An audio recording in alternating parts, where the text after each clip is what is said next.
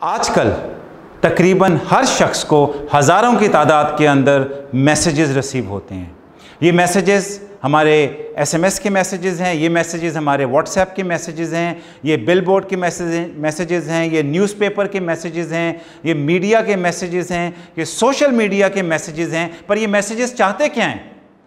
ये मैसेजेस हमारी अटेंशन लेना चाहते हैं और यहाँ तक नौबत आ जाती है कि इनको अटेंशन देते देते इंसान अपने अजीज़ व अकारिब और अपने दोस्तों का अटेंशन नहीं दे सकता। हम बात कर रहे हैं लिसनिंग की। आज की जो वीडियो है वो है कम्युनिकेशन के बारे में और हम आपको एक ऐसा मॉडल पेश करेंगे जिससे आप ये जान सकेंगे कि क्या आप कम्युनिकेशन के दरमियान कमज़ोर तो नहीं हैं, किन चीज़ों के अंदर आप इम्प्रूव कर सकते हैं। तो सबसे पहले लिसनिंग। बाज़ार से हेयरिंग एड मिलती है, लिसनिंग एड नहीं मिलती है, जिसका मतलब क्या हुआ कि हमने अपनी लिसनिंग को खुद इम्प्रूव करना है। एक शख्स जो बैठा आपसे बात कर रहा हो, अपने दिल का हाल कह रहा हो, वो एक मोबाइल फ़ोन की तरह या हमारा पीडीए नहीं होता है कि हम उसको स्विच ऑफ कर दें या हम मोबाइल के ऊपर मूवीज़ देखते हुए उसके ऊपर जाके ठहर जाएं जो हमें पसंद है, क्योंकि इन गैजेट्स के कोई फीलिंग्स नहीं होती हैं, लेकिन हमारे अजीज़ व अकारिब और हमारे दोस्तों की फीलिंग्स होती हैं। लेकिन क्योंकि हम इतना ज़्यादा इस माहौल के अंदर फंस चुके हैं कि हम ये चाहते हैं कि जो शख्स हमसे बात कर रहा हो, अगर वो बात हमारे इंटरेस्ट की नहीं है तो हम उसको स्विच ऑफ कर दें या उसको पास कर दें। ये चुप क्यों नहीं हो जाता? इसी वजह से कम्युनिकेशन गैप है, ना सिर्फ फैमिलीज़ के अंदर बल्कि हमारी वर्क प्लेसेस के ऊपर भी। तो हम किस तरीके से कम्युनिकेशन इंप्रूव कर सकते हैं, और वो एक मॉडल है जो आपको नज़र आ रहा है। उस मॉडल को हम बोलते हैं ईयर मॉडल, EAR। कम्युनिकेशन के अंदर सबसे पहली चीज़ है कि आप ई पे ध्यान दें। और ई क्या चीज़ है? ई इंग्लिश का एक वर्ड है जिसको हम बोलते हैं एक्सप्लोर। एक्सप्लोर क्या चीज़ होती है? अगर आप मुझसे बात कर रहे हैं तो मैंने एक्सप्लोर करना है कि आप मुझसे कह क्या रहे हैं। आपसे क्वेश्चंस पूछने हैं, आपसे ओपन एंडेड क्वेश्चंस पूछने हैं जिसका जवाब हाँ और ना नहीं होता, बल्कि उसका जवाब लंबा होता है। अगर मैं आपसे क्वेश्चंस नहीं पूछ रहा तो मुझे नहीं समझ आएगी कि आपका कहने का मकसद क्या है। याद रहे, ये बात आम तौर पे जो आप बैठ रहे होते हैं और एक दूसरे के साथ डिस्कस कर रहे होते हैं, हो सकता है उस पर लागू ना हो, लेकिन बहुत जगहों के ऊपर एक मीनिंगफुल डिस्कशन के अंदर आपने ई को इंपॉर्टेंस देनी है और एक्सप्लोर करना है। मिसाल कैसे हम दे सकते हैं? आप अपनी फैमिली के अंदर दो आदमियों को बैक टू बैक बिठा दें, यानी एक की कमर और दूसरे की कमर मिली हुई हो, और एक साहब से कहें कि ये मैंने आपको एक पिक्चर दी है, समझें आपने एक फूल की पिक्चर दी है। आपने ये कहना है दूसरे शख्स को, जिसको नहीं पता ये फूल की पिक्चर है, कि इसको बताओ कि ये फूल की पिक्चर ड्रॉ करे। ये नहीं बताना कि ये फूल है, बल्कि उसको इशारे बताओ, उसको बताओ गोल दायरा लगाओ, उसको आगे बताओ कि किस तरीके से उसने एक और फूल की शेप बनानी है, नाम लिए बगैर। आप ये देखेंगे कि सिनारियो 1 में हम जो शख्स ड्राइंग कर रहा है उसको इजाज़त नहीं देंगे कि वो क्वेश्चंस पूछ सके, और वो चीज़ जो बनाएगा इंस्ट्रक्शंस के बाद उसको आप बखूबी जानते हैं। ये प्रैक्टिकल आज आप कर सकते हैं, देखें तो सही कि वो शख्स बनाता क्या है। दूसरे प्रैक्टिकल के अंदर बैक टू बैक दोबारा बिठाएं। इस बार इनको इजाज़त दे दें जो ड्रॉ कर रहा है कि तुम क्वेश्चंस पूछ सकते हो। वो ये नहीं पूछ सकता क्या चीज़ है, बल्कि वो क्वेश्चंस पूछ सकता है। और जब वो क्वेश्चंस पूछेगा और जो ड्रॉ करवा रहा है वो उसके इशारे देगा, तो आप देखेंगे जो चीज़ बनेगी वो हकीकत के कितने करीब होगी। ये होता है एक्सप्लोर। लेकिन हम एक्सप्लोर नहीं करते, हम ये प्रिज्यूम कर लेते हैं कि ये शख्स जो बात कह रहा है ये किस डायरेक्शन में जा रही है। और दैट्स वाई जो अगली हमारी चीज़ है ए का मतलब है एक्नॉलेज। कहने को एक सिंपल वर्ड है, लेकिन इसके बहुत गहरे मानिंग है। अक्सर जो अफराद पाकिस्तान में नहीं, पाकिस्तान के बाहर जितने भी हमने ट्रेनिंग्स करवाई हैं उनके अंदर अक्सर लोगों को देखा गया वो एक्नॉलेज नहीं करते।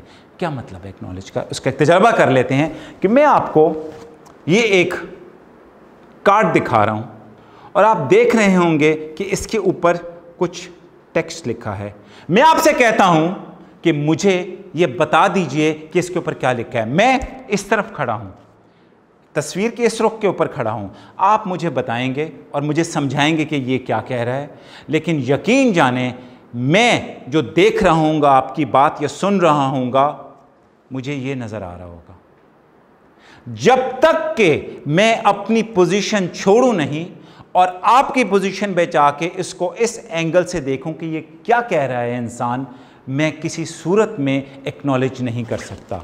तो बात कहाँ पे आ गई? एक्नॉलेज करने का मतलब है अपनी पोजीशन छोड़ दें, दूसरे की साइड से जाके सोचें और अपने अल्फाज में उसको रिफ्रेस करके बताएं, उसकी फीलिंग्स जो वो बात कर रहा है और कंटेंट दोनों को मिला दें। प्लीज़ किसी सूरत में जो शख्स वो बात कह रहा हो सिर्फ उस बात तक मुहित मत रहें, उसकी जो फीलिंग्स हैं, उसके वर्बल सिग्नल्स हैं, उसको साथ मिला के और एक्नॉलेज करवाइए। तीसरी चीज़, रिस्पॉन्ड। हमारे में से अक्सर लोग ना एक्सप्लोर करते हैं, ना एक्नॉलेज करते हैं और सिर्फ रिस्पॉन्ड करते हैं। और रिस्पॉन्ड का मतलब क्या हुआ है कि दूसरे बंदे ने जो बात कही, हमने सीधे तरीके से उसको रिस्पॉन्ड कर दिया। दोनों पहले जो इंपॉर्टेंट जुज़ हैं उनको मिस कर दिया। रिस्पॉन्ड कैसे कर सकते हैं?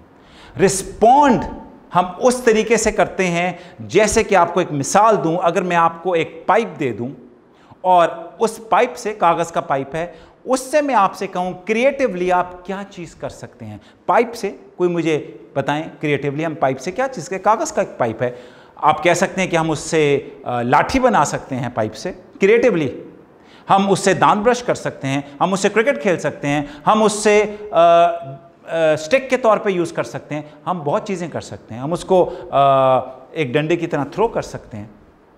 अब ये जो मैंने आपसे बातें की, रिस्पॉन्ड के अंदर इसका कोई असर नहीं है क्योंकि ये सिर्फ बातें हैं।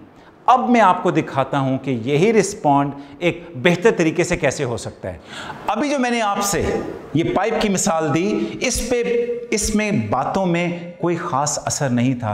मेरे रिस्पॉन्ड में सिर्फ और सिर्फ ये बातें थी जो कि मैं इसके अंदर बहुत ज़्यादा इमेजेस का इस्तेमाल कर सकता था, एक्शंस का इस्तेमाल कर सकता था। इसको एक डिफरेंट तरीके से करते हैं।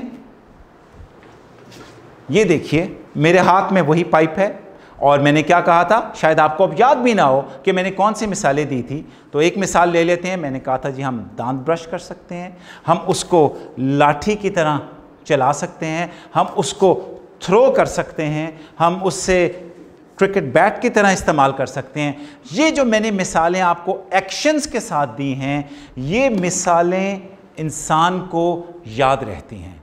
तो जो रिस्पॉन्ड है उसमें याद रखिएगा रिटेंशन होनी चाहिए। रिटेंशन का मतलब है वो शख्स याद रख सके कि आपने क्या कहा था। अब जब ये EAR आप अपने ऊपर लागू करेंगे, आप देखेंगे किस चीज़ में मैं सबसे ज़्यादा वीक हूँ। और इस वीडियो को ख़त्म करने से पहले एक छोटी सी आपके सामने मिसाल देता हूँ आपके लिसनिंग टेस्ट के लिए कि मैं आपके सामने कुछ बयान कर रहा हूँ। अगर आपने मुझे उसका सही जवाब दे दिया तो आप एक अच्छे लिसनर हैं। वो क्या है जी? मैं एक स्टेटमेंट पढ़ूंगा और आपसे उसके बाद एक सवाल पूछ लूंगा। एक बस है जो लाहौर रेलवे स्टेशन से चलती है, उसके अंदर 10 लोग बैठे हुए होते हैं। वो आती है और किनाल के ऊपर आती है, उसमें 5 लोग उतर जाते हैं और 12 लोग बैठ जाते हैं। उसके बाद वो आगे आती है और जेल रोड पर रुकती है।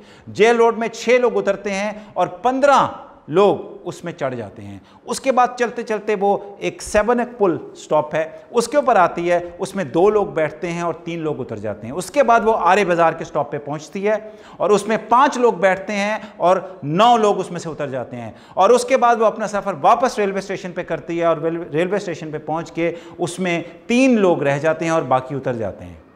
मुझे आप बताएंगे, जो आपसे सवाल है कि बस ने टोटल कितने स्टॉप्स किए? आप शायद सोच रहे हो मैं आपसे पूछूंगा कि बस में टोटल कितने चढ़े और बैठे। ये वो अजम्पशन होती है जो लिसनिंग के अंदर हम लेते हैं। Thank you.